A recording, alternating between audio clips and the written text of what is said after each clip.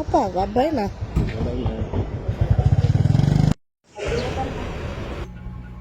Ano kaniya kayo?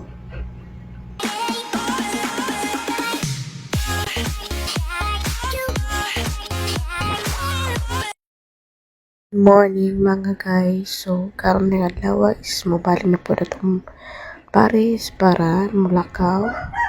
Kaya para sa future. So, kadlawon pa lang guys, langgawa namin sa balay, parehatod siya sa airport. So, mauna na siya guys.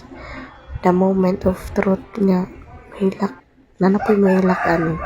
Pero proud ko sa akong anak. Kaya wag siya nihilak. Tiri anak time guys. Ako sa papa, gabay na.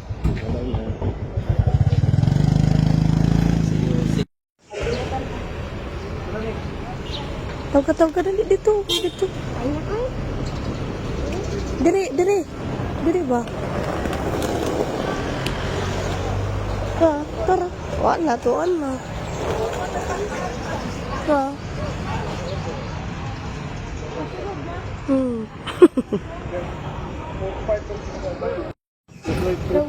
Muuban sa ni Papa ba? Dili man ta pwede mo uban. Sunod na ha. Uban na sunod. Sunod gani. Tiring tayo mga guys, no, naluwi ko sa akong anak guys, kaya gusto siya maupan. Ay! Ano man? Uy! Mila? Mato na ta? Kay? Ingat tayo, mas gusto na siya mauli. Hindi siya gusto sa airport, kaya mohilak daw siya diri ah.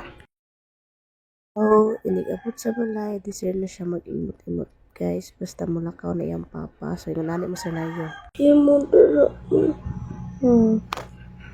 Nga.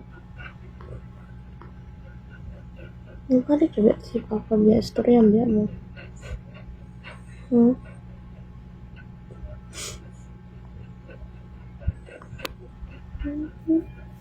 Kaya mag-cry. Kaya ka mag-cry. Dari nga time is, kaila ko na gid siya guys. So, gina-comfort din ako siya. Kaya more gina ako mabuhat sa iya.